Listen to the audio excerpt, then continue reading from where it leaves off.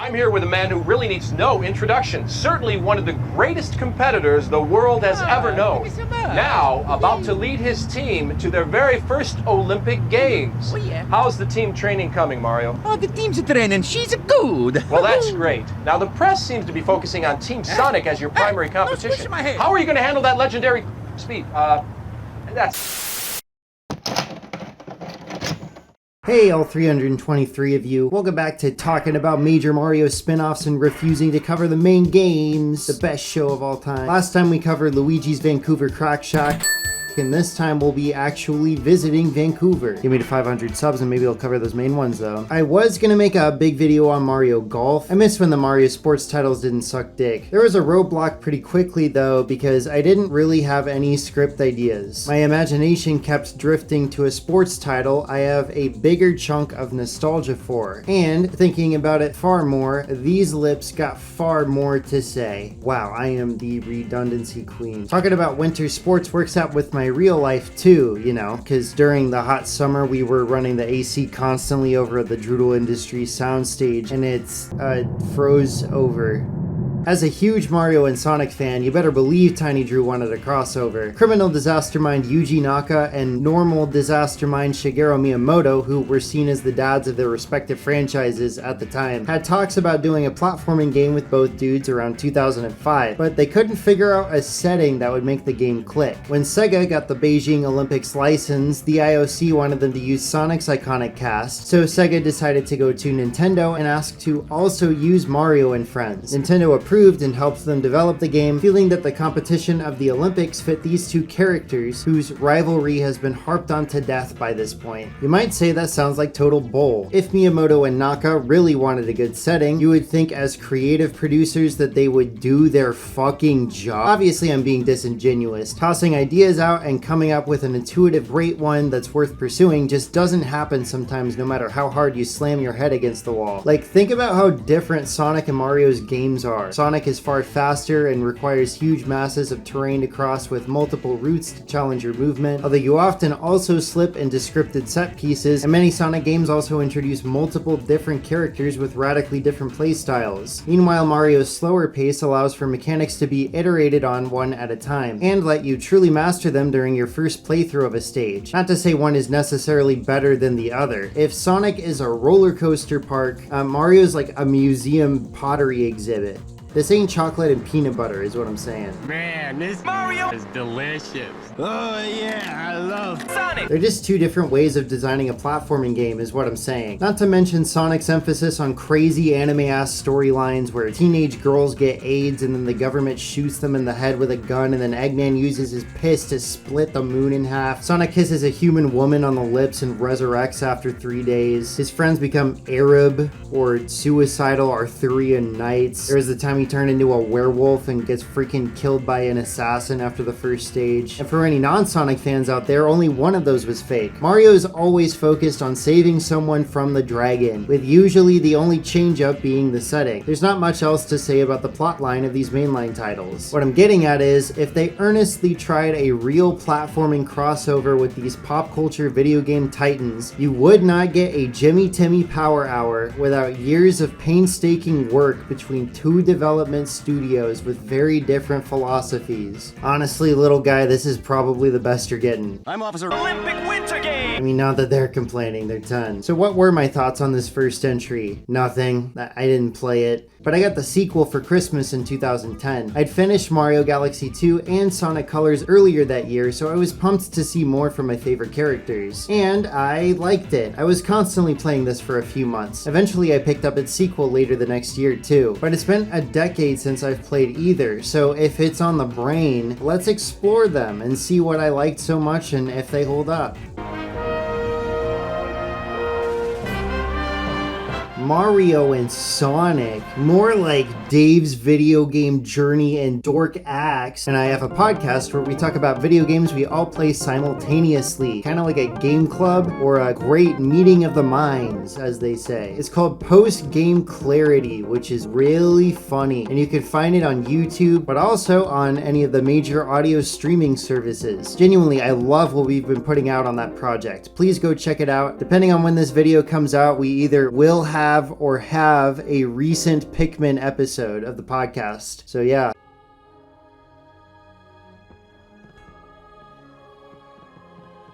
Anywho, we open with this really nice CG cutscene featuring all the characters doing various sports. It is seriously beautiful. Seeing these characters highly rendered is always a treat, especially because Nintendo hardly does it in the Mario games. This orchestral main theme is also nice. It fits the Olympic Games setting, and neither series is a stranger to the style. I love how Luigi and Shadow really think they have some beef here. Shadow would kill Luigi.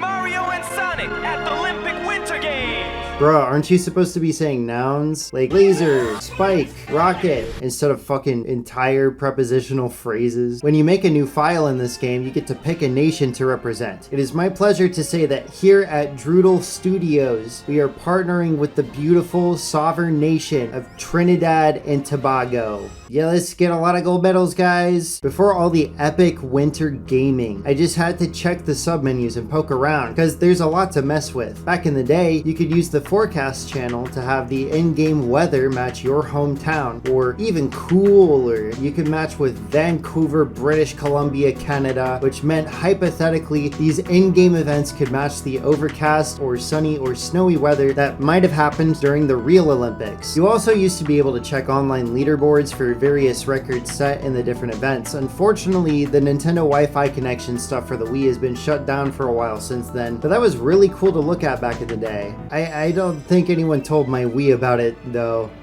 I remember when the Wii Wi-Fi shutting down was the big news story, and the completionist made a video about Mario Strikers Charge with Zan Alda, somebody, reviewing the game and mentioning the online getting snuffed out. That makes me nostalgic, and I'm all sad now. Can we get back to the normal menu, please? Okay, finally, thank you. The overall design of the menus is simple enough to navigate. This harkens back to a time when graphic design was more maximalist. Nowadays, everything's made out of these solid blocks of color and uses all these sans serif fonts. It all mushes together. But here we have these outlines around an italicized font and these glassy buttons with transparency and reflections for the menu options. Nice and sexy. Something I picked up on relating to the graphic design is how often they'll use Mario's iconic chunky font for titles or icons. Rounds use it, party game titles use it, the verses and the A button icon. What the hell, Mario Galaxy didn't do this shit. Where's the iconic Sonic font that Sonic has? You know the one. It's weird that Mario gets so much rep in that one uber specific way, because overall nothing about the menus screams Mario or Sonic to me. But does the roster? Let's get into it, guys. Guys, let's talk about the roster of Mario and Sonic get to go to the Olympics. Yeah, I mean, it's serviceable, too. There are 10 characters repping each franchise. They're solid enough picks, although it stinks how predictable they are. I'm not the biggest fan of having Bowser Jr. here, but at least some other baby isn't. I think with these Mario characters, it's only disappointing to me because if there's any spin-off, these are just the picks. They're there every single time. Sonic fares a bit better because they've got some fairly underrated guys in there, and a Wii game for the dedicated Wii audience. You really only knew Blaze if you had a DS or played 06, and you only knew Silver if you played 06, which wasn't on the Wii. And Metal Sonic is cool here because they're the only robot. It's awesome to see the Olympics be progressive for once. But since 06 was so reviled, it's kinda nice that they decided to have Blaze and Silver here anyway. I like Silver's neurodivergent ass a lot, so it feels like Sega really had my back with this one. I'm kinda confused about how the character screen is laid out though. Characters are sorted into different archetypes based on stats. This could be really interesting as a mechanic, like in the sports where you build a 4-character team, you could try to balance stuff out. But unfortunately, this is a Wii game. You win by jerking off. Then because of how they laid the stats out, Mario and Sonic, who are the titular fellas, are spread out to random spots in different categories, and Metal Sonic is the first person on the docket. And I just don't get it, because you'd think the all-around type characters would be the first category before any these specializations, so Mario would at least be in the top left. I'm just letting my autism speak here. I think it's important to remember that it's fine to feel strongly about small things in a game because they can add up to a worse experience, but a character select screen isn't going to color my thoughts on the gameplay. That's not a real critique. A more serious problem is the snowboarding minigame, because they didn't add Klonoa as a guest character. Now that I have rambled all the way through 10 minutes of the finite time you have left to live in this world, let's talk sports, you guys. Now, the premise of this game is that the characters from the Mario and Sonic universes are in Canada to partake in the 2010 Winter Olympics. And that's a bit silly, you know, because how did Mario and Sonic get to Vancouver? I mean, it's not like there's a red-eye to British Columbia flying out of level 1-1. And how did Sonic get there, for that matter, from wherever it is he... Never mind, guys. The reason is because this game is an officially licensed Olympic game product, so it's an obvious aesthetic choice to represent the real event that happened in Canada. Any person with a Wii is no stranger to motion-controlled minigame collections, so you've probably guessed a majority of these sports just involve tilting the Wiimote back and forth or shaking the thing with good timing. A majority of the events are, by design, downhill races or score attacks. That's not this game's fault necessarily, but it doesn't exactly make each individual minigame super replayable by including mostly these. None of these things are outright bad, busted, or unfun. They're just a little boring. Maybe that's what the other modes are for? Whatever. Are there any of these that are a little innovative or interesting? The ski jump is kinda cute. You need to tilt in order to stay balanced against the wind speed. It starts out simple, just balancing the two sides, but after the jump you need to tilt in all four directions to stay upright in the air before slamming down to the earth below. Hockey sounds like it should be awesome. When I think of hockey, I think of really burly, sweaty men hitting each other until they go unconscious, and NHL guys actually do it in style because they're wearing clothes. But you don't get to be violent at all during the game. You just kind of make people like skid around like they trip or whatever. Dude, I want to smash Donkey Kong's head in until his brains look like a banana. Guess I'll just have to wait for that new Mario kills Donkey Kong with robots game. Since I played it in single player, I noticed as the puck flew around the rink, it would automatically switch me to the teammate who was closest to the puck, but sometimes it like just wouldn't work because the puck was too fast. The bobsledding minigame, oh wait, hang on. Bobsledding tries to be a little quirky. It tells you to hold the Wii remote in front of your chest and lean back and forth. That's a little novel, but the minigame requires you to stay on this little strip to get a speed boost and get a good time, which was impossible to do well with this control scheme. And the thing can't even tell anyways. It's clueless. Nintendo's gaslit me into trying a lot of crap over the years, but I'm not falling for this one. Curling's probably the most complex game just because it's curling, but the motion isn't all that. I want to focus on how these minigames use the motion controls. I'm not here to explain the incredible complexities and history of one of the most innovative and continually evergreen games of all time, combining both mental and physical skill to put two teams of multiple people against each other in a fantastic strategic competition. So we're gonna move on before I start discussing Scotland in the 17th century. Figure skating is a simple one where you just shake with good timing according to the song. Once you realize that shaking constantly between the rhythm nodes gives you bonus points, the game completely loses any sense of challenge because you can just wiggle your way to victory by getting twice as many points as everyone else. And don't even get me started on the song selection. Thumbs down, seriously mid. You have all these fucking stupid songs and you couldn't even be bothered to include Claire de Lune. Come on, Sega. Where's Debussy? You want a better rhythm game? Try speed skating. Unlike every other minigame, the shaking back and forth timing actually took me a while to get down. It felt pretty good when I did. We've pretty much covered all the major sports gameplay now. If you guys were wondering if I might rank them or something, I can't because they're all functional and mid. And all of them have to be in outdoor snow-covered environments or indoor ice arenas. According to the loading screens, these are based on the real-life locations the events took place at, which is kind of cool and I'm sure they're somewhat accurate. And there's the neat detail of characters getting covered in snow whenever you stumble. But everything just blends together in my mind because it all looks identical. To be fair, I made the unforgivable mistake of playing all these babies in one sitting. That probably didn't help. So while you can do these in single match mode, really the other modes randomize their order, which really helps out. I think my main complaint still stands though.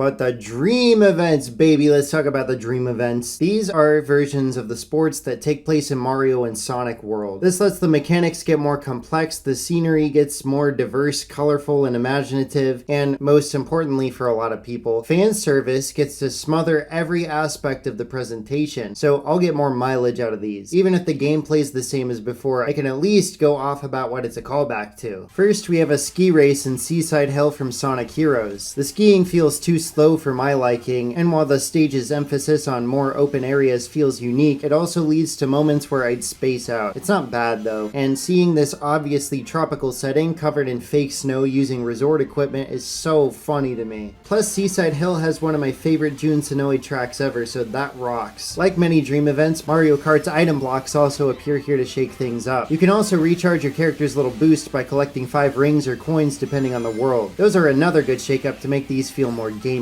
Dream ski jumping changes the base sport dramatically by being a space flight through Good Egg Galaxy from Mario Galaxy. Not only is it creative by having the initial ski jump take place on that sideways path on the first planet, it lets you move freely through the sky to collect star bits. It finishes with this climactic slam as you try to land on the tiny space at the back here for max points. This one is great. Dream Ski Cross is just Mario Circuit for Mario Kart Wii. It's the same as the Seaside Hill one, although the focus track makes it more fast-paced. The Mario Circuit is already one of the least creative tracks from the original game, so it doesn't stick out too much here either. Dream Snowboard Cross takes place on mother freaking Radical Highway, dude! One of the best stages in Sonic Adventure 2 is still a ton of fun here, even if it's another downhill race. The addition of rail grinding like the original stage is a nice touch and makes sense for a board. There was one time that I goofed up though.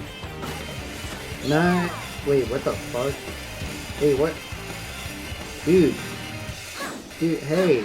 What's happening right now? Dream Short Track in the Egg Factory is exhausting because you have to switch between shaking and then tilting, and it gave me tennis elbow. They try to switch things up between laps with you entering different floors, but it's not enough. This is a bit mind-numbing. Now you want to talk about what's probably the best event? Dream Figure Skating. It's still easy, but the framing makes it so swag. It's like you get to participate in a Mario or Sonic on Ice type show. The Mario one sees you chasing a star through Bowser's castle before going to Peach's castle and skating around to this great big band arrangement of the Super Mario World credits.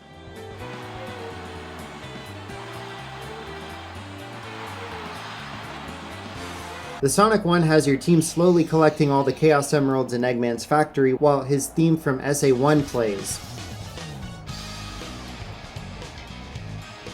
Once you do that, you can all go super and destroy Chaos while the instrumental of Open Your Heart plays.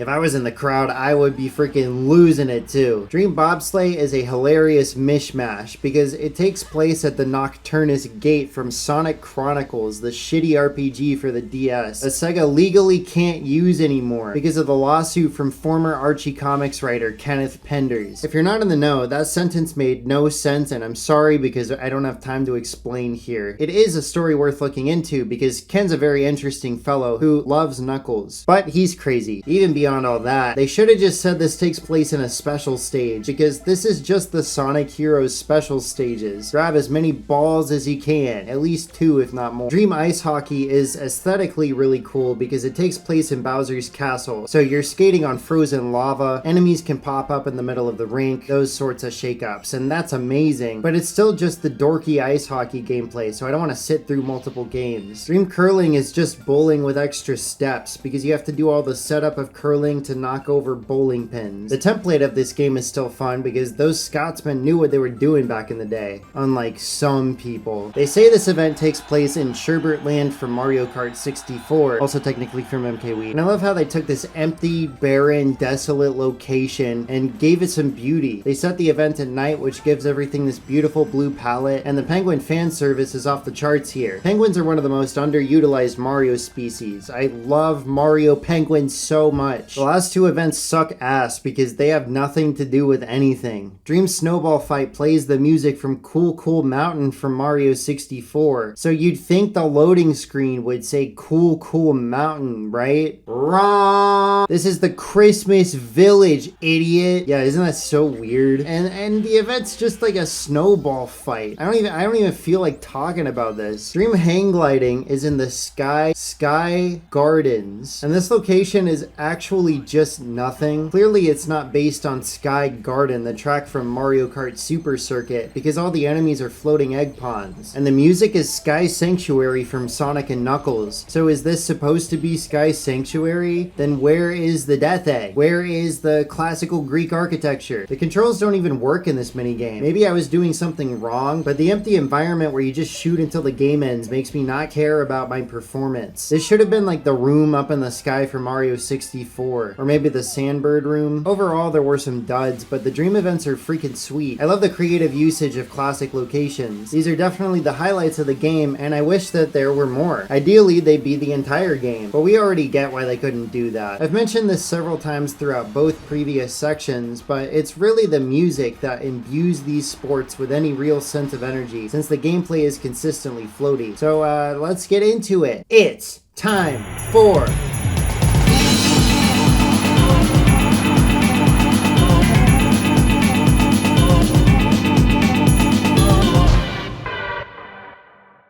According to the credits, 7 fucking people worked on the music for this game. Unfortunately, other than the bobsleigh music, which was obviously a Jun Sonoe cut, I can't really point to any names here. I wish that I could, but that's just not how it works out with these big sound teams. This is definitely a very Sega soundtrack though, with the more modern sounding beats and synths. There's some more jazzy stuff in here at points, but it's not very Mario-esque to me. Like, listen to these tracks.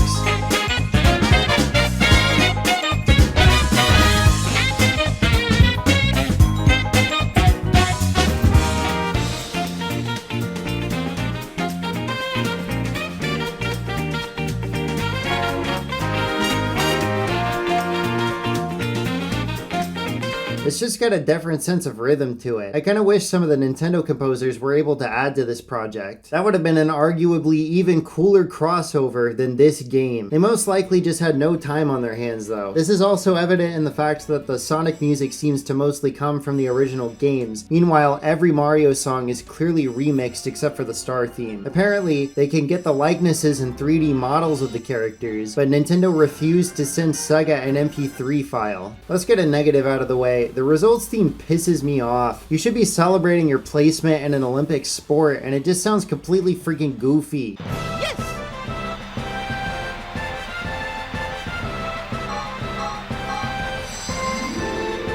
Oh, not now, Grant. It doesn't matter if you win or lose, it still sounds insulting. If you win, it's like, oh, good job, sunny little tyke. Let's go get some Powerpuff Girls ice cream. If you lose, it's like, oh, no worries, kiddo. Let's just try again some other day. And you cry on the backseat on the way home from freaking T-ball. Every other track is great, though. The dream events mainly use remixes, so the original tracks come in during the real-world events. The main genres used are light, electronic, and some jazz-inspired stuff, as I've said. They all fit the events well in terms of tempo mainly, but the melodies are a lot of fun and drive the energy. Unfortunately, there's not too much to say here. I just like the soundtrack a lot, so let's just dive in.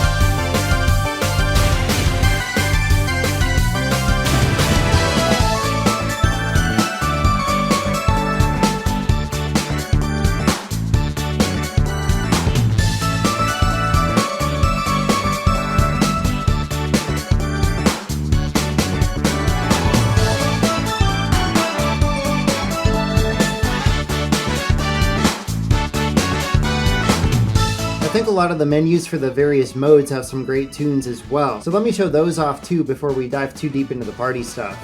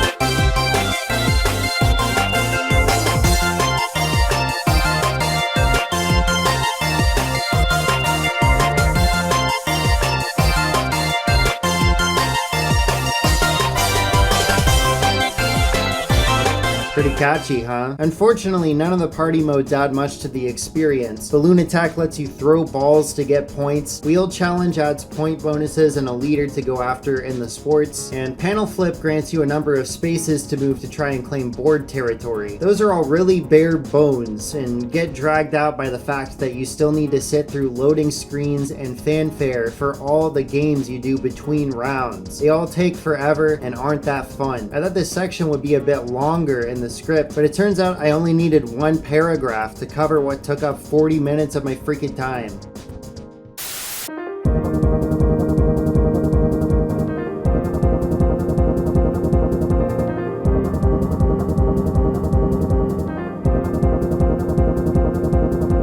The festival mode is a little better. It's kind of like a story mode where you have 17 days to get a bunch of points and become champion. So you do the training or dream events or competitions allotted to you each day and get to the credits. It takes an hour or two, so it's the most beefy content in this game. Kind of nice to turn your brain off and grind through. Although Cream and Toad both host this thing and cheer you on, I think they misprogrammed the voice clips or something, because I swear Toad uses both theirs and Cream's voice lines. What the hell? The highlight of this mode has to be the rival battles. Every couple days, a surprise bad guy will show up for a showdown. They peak early on, with the first one being King Boo challenging you to a ski race. It would have been funny enough if they just had him floating over a pair of skis, but he just flies through the air blatantly cheating, which is hilarious. He's also got this obnoxious theme that I love. It sounds like some Brazilian funk.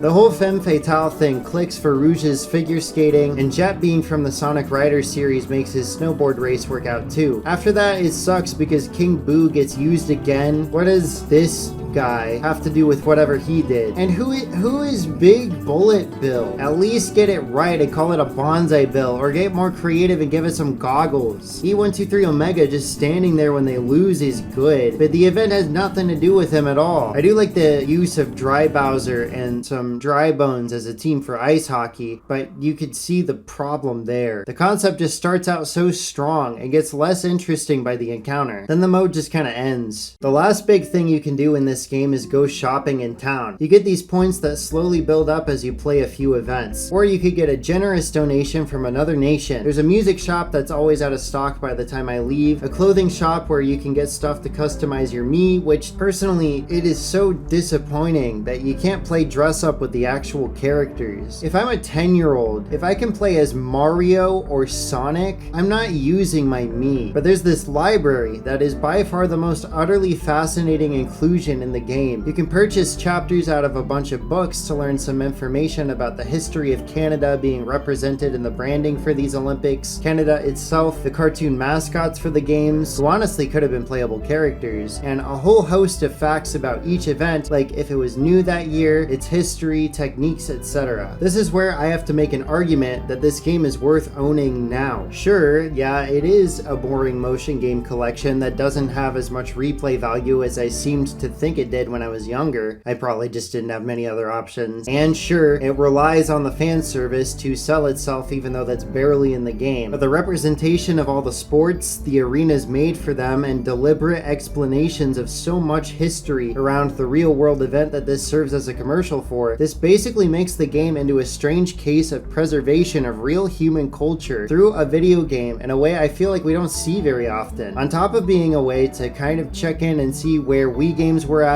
the time, as well as how Mario and Sonic were doing. This is a time capsule in the best way. And think about it, the Olympic Committee wanted to use these characters to get little kids interested in the Olympics, and it sure worked on me. I was watching the next winter games, the Sochi ones, I think, like non-stop while they were on. So I can't imagine how many other kiddos this helped get interested. All of this is now trapped on the Wii. I mean, this game definitely sold great. It's not like certain series where they just exist to get pegged over and over again. But we gotta make sure this game and all these fascinating aspects of it don't just vanish at some point. Because as much as it's not worth playing a lot, it is worth exploring and observing, and therefore worth preserving. But that shit's not happening. Fellas, emulate this on Dolphin and archive that ISO immediately!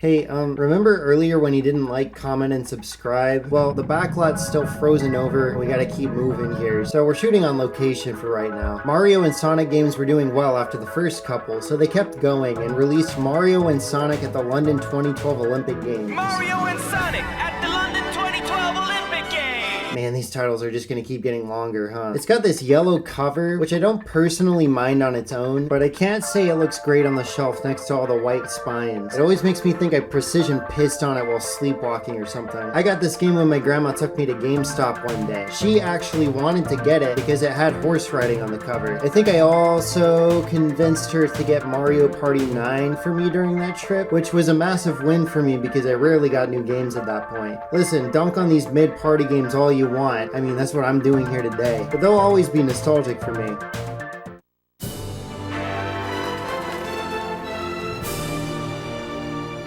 Man, I thought the CG was great last time, but this one blows it out of the water. They went out of their way to boost the production value by adding these fancy graphics and transitions that really dazzle me. Makes it feel like a TV broadcast, like I'm watching Peach on NBC or something. I guess the Sega intern's After Effects class paid off. The music is amazing too. The orchestral piece was great in the Winter Olympics to be sure, but this theme song combines that with a harder beat and some guitar rhythms. It's more catchy and fits Mario and Sonic's upbeat styles more. The three large properties at play all feel properly represented in this intro. And that final shot of Mario and Sonic clasping hands like best buds at the end goes so hard. Unironically so hard. These guys are officially bros at this point. Who expects us to believe Mario and Sonic would be interested in burying a hatchet anywhere except each other's backs? Come on, remember Sega does what Nintendo don't? We buy into a lot of nonsense as gamers, but come on, Mario and Sonic do not high-five. Oh, fuck you. Yeah, they do. But now they're going to do it all with British accents. Because it's London after all. Governor. Oh, fuck. Something to keep in mind is that this huge boost in stylistic confidence is something that carries over to the main game. I'll show you in a sec. I just gotta get set up here. Okay, perfect. This look is such an improvement over the last entries, right? Big bright colors and geometric trimmings carried over from the intro, the Fat Mario font, and even the way the buttons bounce when you hover over them are just so much better than last time. Plus the beat kicks in immediately with this track and gets you hyped as hell to play some flipping Olympics. The menus in the winter game are like, you can pick the games, Don't really care. See ya. Meanwhile, over in this game,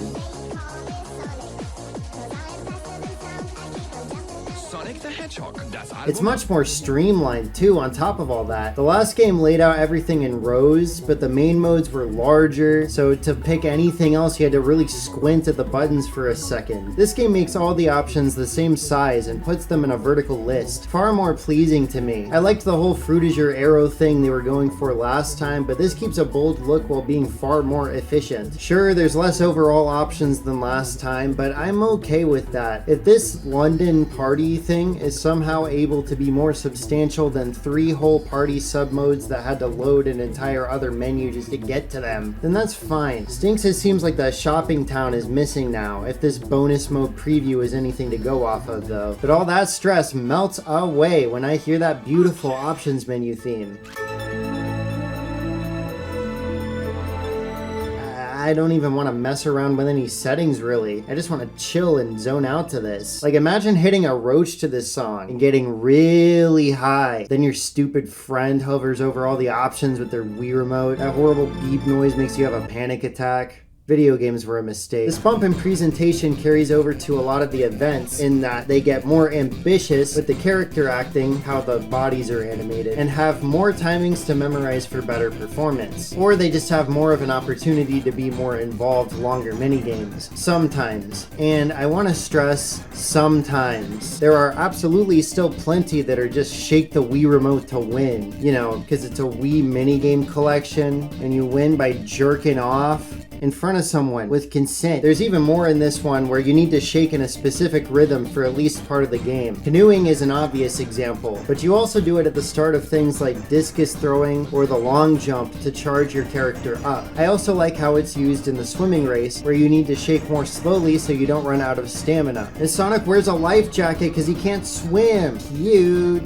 The gymnastics games are a favorite of mine. Admittedly, you just waggle and watch the score rack up, but in high school I was on a gymnastics team, so I'll always have a soft spot for this kind of thing. Plus, the orange room doesn't look like much else in the game, and the songs for the uneven bars and trampoline switch between 2 variations as the event goes on. Basically, I'm a sucker for these on all accounts. Rhythmic Ribbon got hit hard though. It's a clone of the figure skating stuff from last time, but they got rid of doing little tricks between the timed actions, so you can't cheat anymore. You have to actually be good at the baby game. And the track list is half of what was in the ice skating. Boo! What an absolute letdown. This game's so middling, you guys. It's seriously middle of the road. But at least it isn't just the classical music that plays. It's an original remix this time with a backbeat. Synchronized swimming is like that too. I think I like this one better because at least following the directions keeps you on your toes by moving at a quick pace. Shooting a gun is probably my favorite because it's just a quick reflex test with the pointer, and I can see it being very addicting if I was still 10 and had unlimited free time and a desire to play Mario and Sonic's very special Olympics for 15 hours. But maybe I was in a better mood when I played the winter one. In fact, I probably was. But I don't even really want to play a lot of these mini games over and over again. Like, I only played them once or twice or 3 times because the game made me for no reason. But they didn't send me back to the menu itching for more of the gameplay or a better score or anything. I think a lot of that comes down to the fact that I know it'd be literally the same thing every single time. These minigames have no chance of meaningful variation. Like the equestrian game just has you jump and balance as the horse follows the same path every time. And with a lot of the ones I mentioned before, you just have to memorize the animations properly. Like the difference between my score in these games versus any hypothetical future plays is just a couple perfect rankings. It's because most of these things are animation based, which means the polish is still on display. They're just very shallow, which I was feeling in the winter games too. But I want to be very, very clear. I'm not shaming the devs. I could talk about how the animation is really good, but still lacking quite a bit with the facial expressions, something both games have in common. But I'm not gonna do that, because they had 2 years to create a bunch of semi-accurate minigames based on real sports at the behest of the International Olympic Committee to tie in with a real-world event that had its timing worked out like a decade ago. And they worked for Sega, who lives rushing shit out the door to make $1 million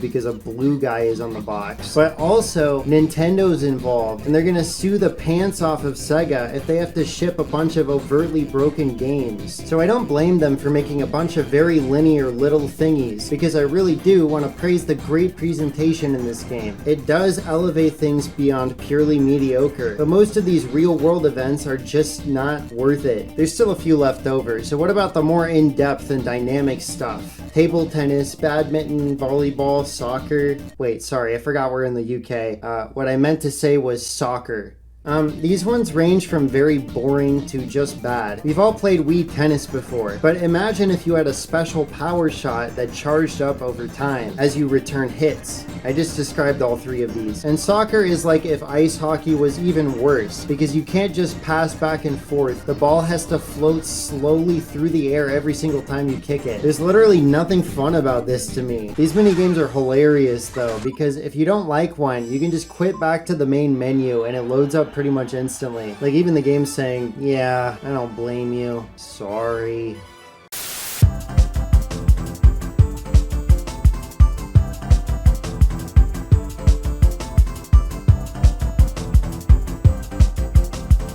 How are those dream events this time though? Pretty fire! Ooh, we getting out the Wensleydale Attenborough with this one, laddies. They had more chances to apply some genuine creativity, and even with a few stinkers, I like this selection far more. Let's just get into it. I swear to God, I make that joke in every video. I have to ban myself from doing it ever again. And you can hold me to that. That's real Drew lore in the making. The Dream Long Jump takes place in Yoshi's story and is turned into a battle royale where you use movement and ground pounds to try and knock your opponents out to travel the farthest. This one would be a blast with multiplayer. It's seriously super fun. And just doing a callback to Yoshi's story, that's like a spin-off in a spin-off. Nuts. Dream rafting is one of those weird ones that isn't real, and neither is the place it's set in, but it's Mario Land. That's fine. The rules are that you have to work together as a team to avoid obstacles and collect coins while moving downstream, culminating in a fight against Gooper Blooper. This is a really cool set piece with more stuff going on than most things in this game, but I don't really want to replay it because it's just going to be the same thing over and over again. Okay, I'm going to lazily clip that for later. Dream Discus has you flying and bumping against opponents to collect the most rings. This one runs the risk of being samey, but I think I just enjoy it far more in multiplayer, which I didn't have the chance to do. Plus, can something be that bad if you have a classic Sonic Adventure guitar backing you? I don't think so. Still, you could use some other Sonic Adventure stages, like maybe the ones that Tails flies through, as other settings, but that assumes you have time to implement multiple things really well. Dream Uneven Bars deserves some slack from me. I didn't like my go of it, but upon watching the footage back, it's clear that I wasn't supposed to be racing my opponents. I was supposed to grab them from below to rack up my score significantly. Swinging in a circle while holding onto other players' legs is a pretty good twist on the event and a good way to adapt a very small aspect of Sonic Heroes gameplay, which is fitting for Grand Metropolis. However, what's up with this seriously compressed stock falling down sound?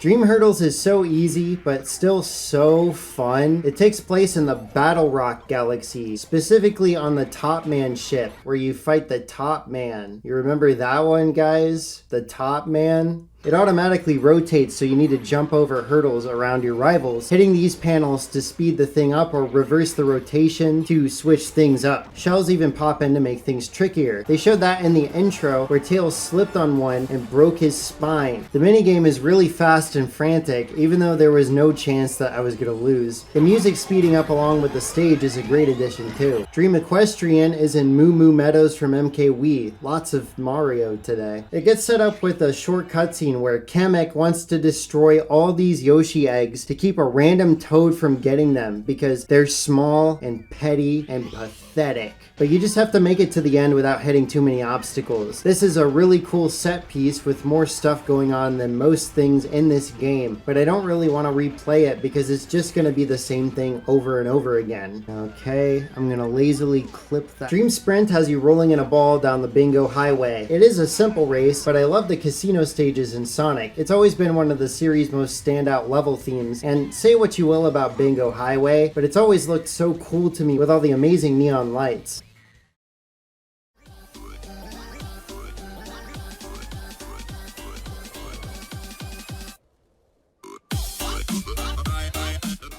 Well guys, we did it. We found a good one, because Dream Trampoline is a straight fire minigame. Players take turns in sets of 2 jumping down this crazy gadget and mashing a bunch of random inputs for points. But then when you're not jumping, you can shake the Wii Remote to the beat of the song to get extra points. And you can get up to 3 at a time depending on how on beat your timing is. Holy crap, Lois. This might be the most Izzy-Doodle thing to ever happen in one of the games I've reviewed. Like, God, I could just play this for hours just because of that. Anybody want to come over and jam out with me? Please. Dream Spacewalk Swallows. It says it takes place in the Synchro Battle Galaxy, even though it's clearly the Sky Station Galaxy. But then they have the nerve to use a stage from Mario Galaxy 2 and then center the game around a boss from Galaxy 1. Hello? The real problem with this minigame is that you have to use haywire Wii gyro to stay inside a bunch of circles for 5 minutes. Yeah, it was about as fun as it sounds.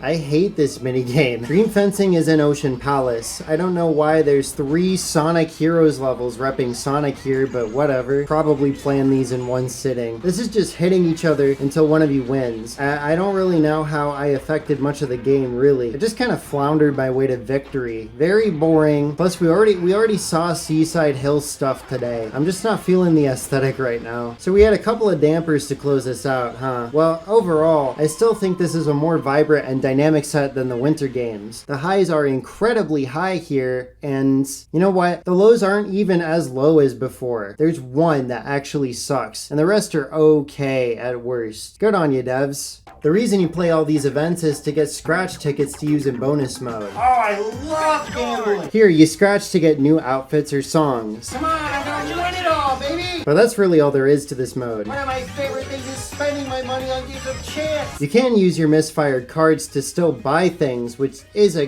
good compromise. Oh, I missed. What the fuck? But this isn't a replacement for the magical wintertime village. It just isn't. Don't get me wrong, this menu is fire, but it's just a menu. I like when worlds feel lived in to an extent, and aren't just non-Euclidean spaces. I will praise the game in one respect though. You use the scratch cards to win or buy the Mario and Sonic remixes, and I appreciate that the track selection reaches far more broadly than last time. It's still so weird to me that all the Mario tracks are remixes. Like, Nintendo really could not bother uploading their sound files to Google Drive, huh? But on the subject of music, yes, we are doing this again. It's time for the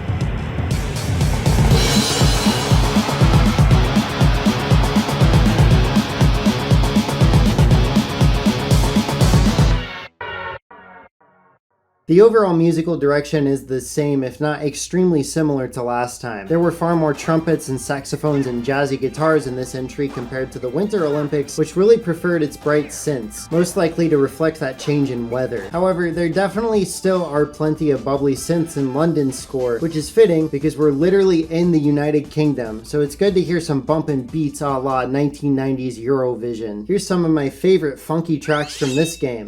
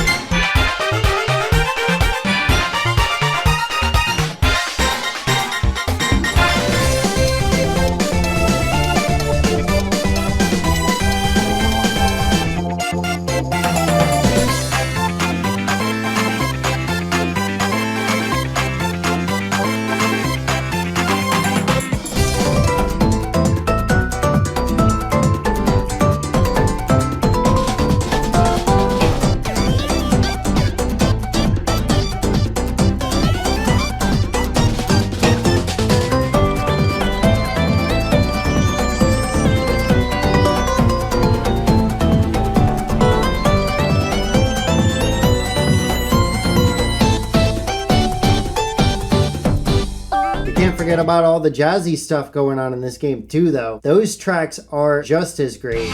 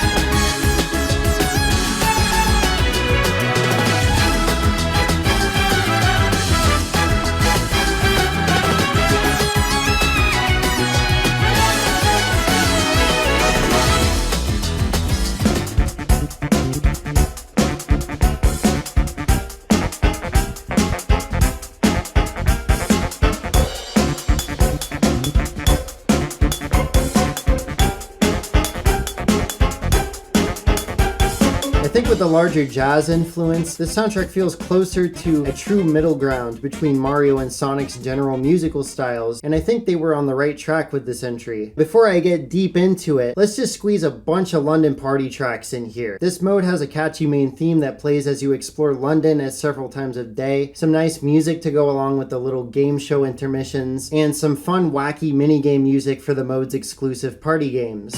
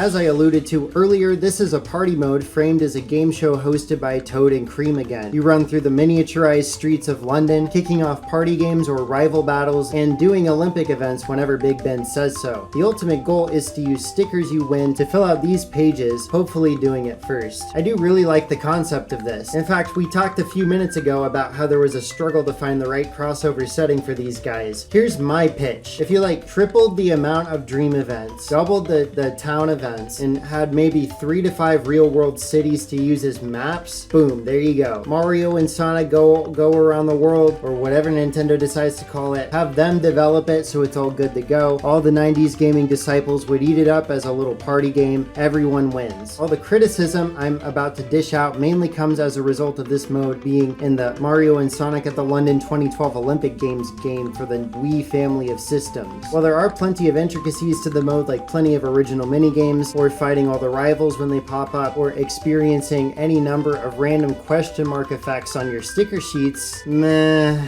I think all these things individually are bare bones or slightly clunky, so this entire party mode is as boring as the sum of its parts. Like everything else in this Summer Olympics title, the presentation is absolutely pulling most of the weight. Most of the party games are a cute idea, and even though I didn't get to do any during recording, I know for a fact that the rival battles are just the events with a timer, and there's no other shakeups to the normal events to make any of this mode super replayable. I think the reason why that is I'm just too old to really get into this. I do like how Orbot and Cubot undebatably say, "Don't think about it," when they show up on the sticker sheet. But what's crazy is that he says it as this scene in Sonic Colors where he says, "Don't think about it." When you consider what we're doing from a robot's point of view, it's actually very gruesome. Don't think about it. I call shenanigans. I think that's the main takeaway for me about both these games, actually. Well, not the shenanigans thing, the other thing. When I said I'm too old for these particular games. Because here's the thing. Here's why I like Mario and why I like Sonic. Even though aesthetically, yes, they're incredibly kid-friendly, they offer something far deeper. You get to use the controller to become one with the characters and hone your skills, moving more efficiently and clearing more and more difficult stages. And even if the stages never actually change as you replay them, they're generally so fun and dynamic that you don't even care and you want to restart them. And that's me just assuming you only care about the main routes, because you can hunt for secrets too. Controlling these characters in suitable environments keeps you coming back for more. These titles don't really have that, but I did at least have massive praise for the winter games in one aspect, including explicit information about the current Vancouver event gave this product huge street cred as a checkpoint in culture. The London 2012 games has nothing like this, other than having the event's mascot, Windblock, as a Mii costume, making it like the 10th most disappointing Mii costume of all time. Doesn't even explain what it is or its symbolic significance. It's just there. So even though this game's way more flashy, it makes itself more of a flash in the pan than the winter games. As I've said countless times now, these Olympic Games games are just too simple for their own good. Even though both of them are generally nice to look at and control and deliver with decent fan service, it literally is just Mario and Sonic running code sequences to simulate Olympic events. Sure, they were selling well, but these were already the second and third entries. If only the presentation was improving, the bubble was gonna burst at some point, though probably not for a while. I'd give it like 2 or 3 more games before that happened. Oh, yeah, this series got 2 entries on Wii U, so they flopped. I've heard mixed things about them too. Romance and passion and chemistry. Look at that pass.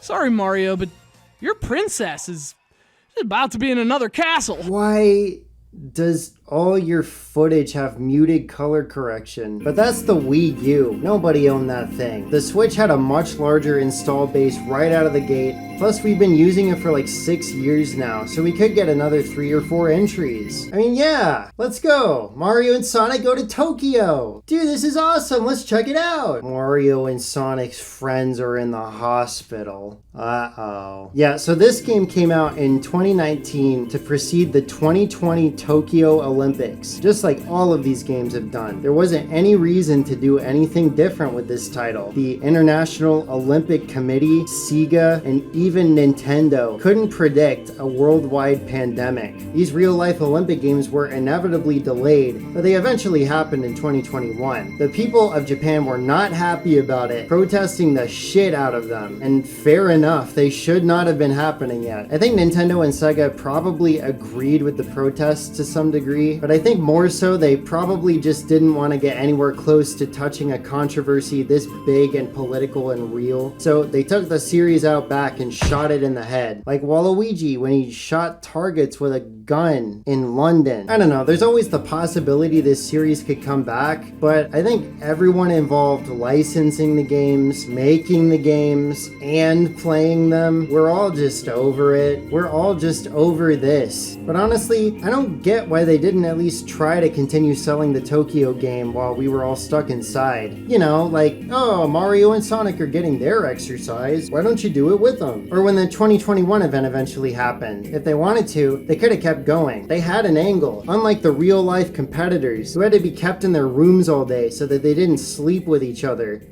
Mario and Sonic are celibate, asexual kings.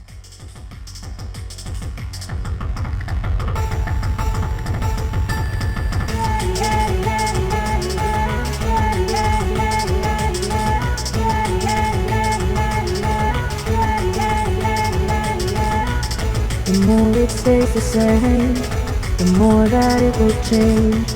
The more it stays the same, the more that it will change.